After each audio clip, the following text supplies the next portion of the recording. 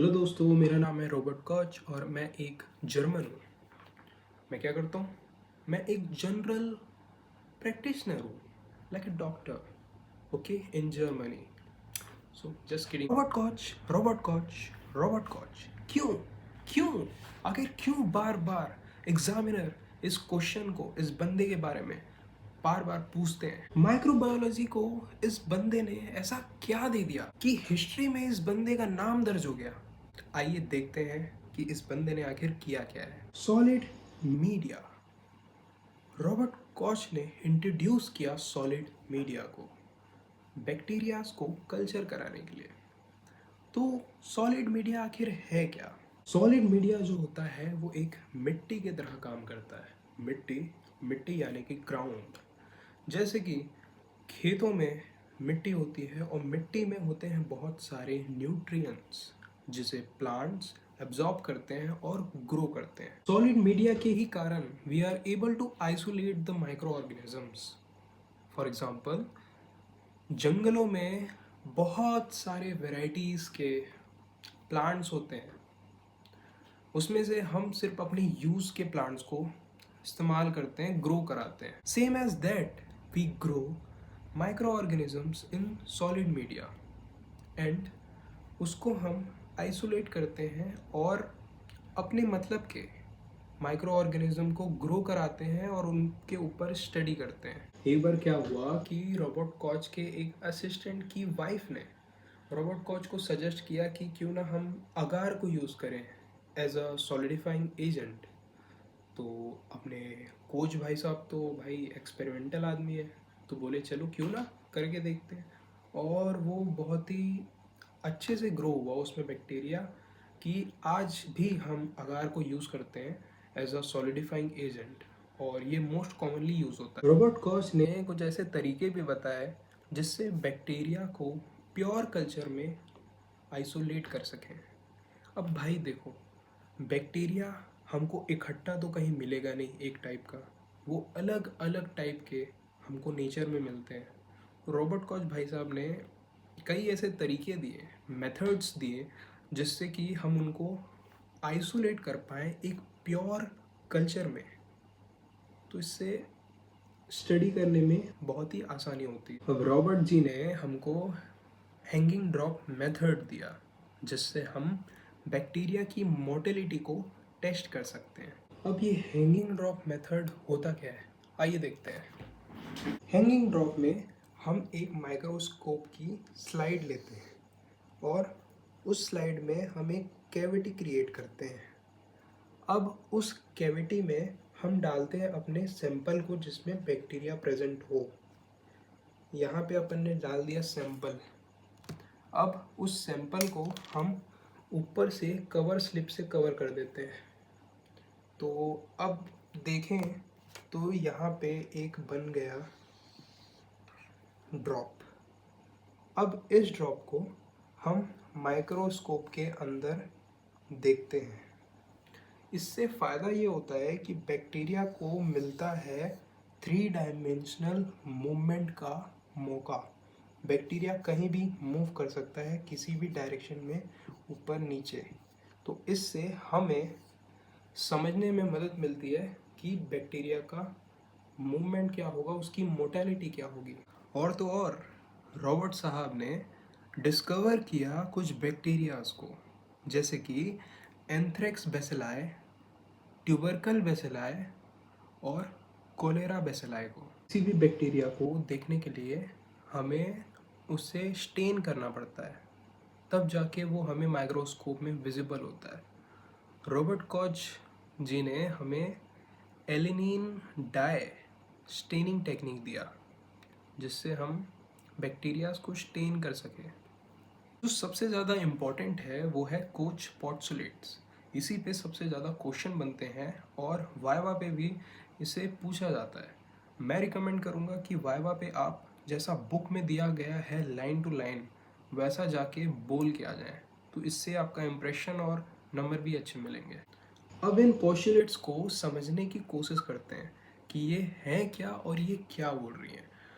तो नेचर में हज़ारों करोड़ों माइक्रो ऑर्गेनिजम्स हैं, बट वो सारे के सारे डिसीज़ कॉज नहीं करते हैं, उनमें से सिर्फ कुछ ही इन्फेक्टिव डिसीज़ कॉज करते हैं। और ये पोस्टुलेट्स हमें हेल्प करते हैं उनको डिफ्रेंशिएट करने में जो डिसीज़ कॉजेटिव एजेंट है। फॉर एग्ज़ाम्पल, आने वाले कुछ सालों में मार्स रोवर वहाँ के सॉइल का सैंपल कलेक्ट करके लाने वाला है। वहाँ पे जो हमें माइक्रो ऑर्गेनिज्म मिलेंगे उसको हम डिफ्रेंशिएट करेंगे लीथल और नॉन लीथल से by the help of this postulates. अब इन्हें एक एक करके समझने की कोशिश करते हैं। तो पहला पोस्टुलेट्स कहता है कि the micro organism should be constantly associated with the lesion of the disease. दूसरा पोस्टुलेट ये बोलता है कि it should be possible to isolate organism in pure culture from the lesion of the disease. One is the same disease must result when the isolated microorganism is inoculated into the suitable laboratory animal. Fourth one is it should be possible to re-isolate the organism in pure culture from the lesion produced in the experimental animal. कोई micro organism या कीटाणु disease cause करता है या नहीं, ये पता करने के लिए हम पोस्टुलेट्स को अप्लाई करके देखते हैं। सो फर्स्ट पोस्टुलेट है the micro organism should be constantly associated with the lesion of the disease. मतलब वो माइक्रो ऑर्गेनिज्म को इस माउस के लीजन में प्रेजेंट होना चाहिए। इससे ही हम पता करते हैं कि क्या माइक्रो ऑर्गेनिज्म इस माउस के बॉडी में प्रेजेंट है कि नहीं, एसोसिएट कर रहा है या नहीं। अगर कर रहा है तो हम श्योर हो जाएंगे कि वही माइक्रो ऑर्गेनिज्म डिसीज़ कॉज करता है, वही कॉजेटिव एजेंट है। नाउ हम सेकंड क्राइटेरिया लगा कर देखते हैं। सेकंड क्राइटेरिया बोलता है कि it should be possible to isolate the microorganism in pure culture from the lesion of the disease.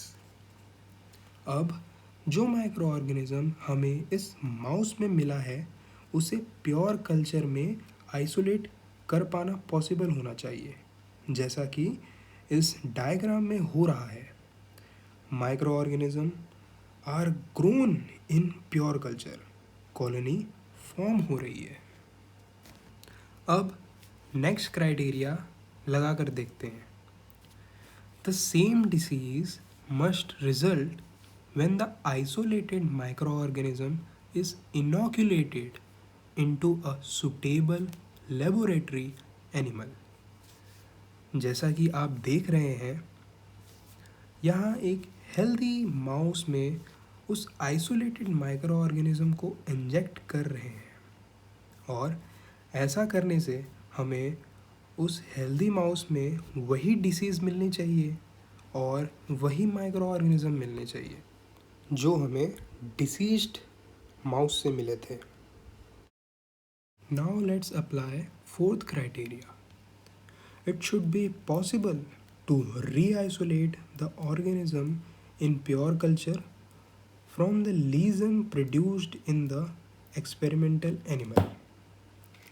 Fourth criteria कहता है कि इस माउस से जो कि हेल्दी था बट अब डिसीज्ड है, इसके बॉडी से भी हमें सेम माइक्रो ऑर्गेनिज्म मिलना चाहिए जो हमें फर्स्ट माउस में मिला था और उस माइक्रो ऑर्गेनिज्म को फिर से प्योर कल्चर कर पाना पॉसिबल होना चाहिए।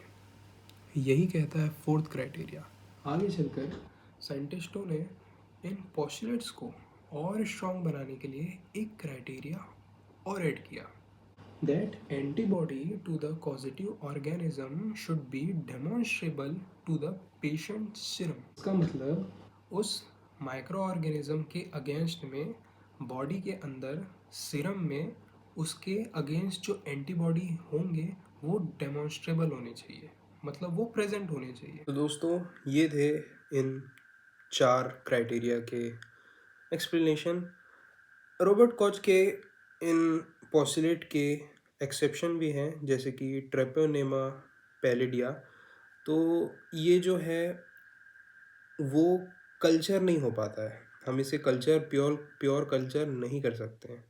इसी टाइप के कई और जो हैं एक्सेप्शन है, जैसे कि डेंगू, खसरा, ये सब का भी नहीं हो पाता है। और वायरसेस में भी ये काम नहीं आते हैं। वायरस को भी हम प्योर कल्चर में नहीं कर सकते हैं। उसके लिए हमको एक लिविंग एनिमल टिश्यू चाहिए, मतलब एक लिविंग एनिमल टिश्यू चाहिए, उसी के ऊपर हम वायरस को ग्रो करा पाएंगे। तो ये थे कुछ इसके एक्सेप्शन। तो वीडियो पसंद आई हो तो लाइक करो और सब्सक्राइब करो और शेयर करो। Thank you so much. मिलते हैं अगली वीडियो में।